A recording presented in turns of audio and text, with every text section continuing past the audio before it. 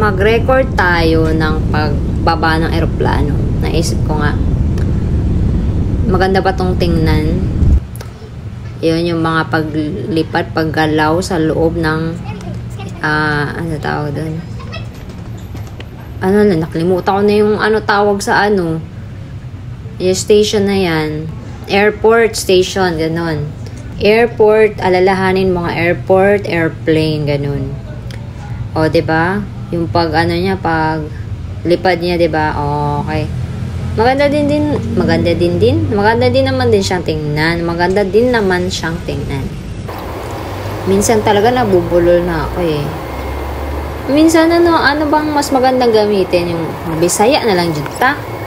Ditan-aw na to, kung unsa asa may ka ng kuan, nindot paminaw, ug asay nindot gamiton kung makainindom ba kuan na.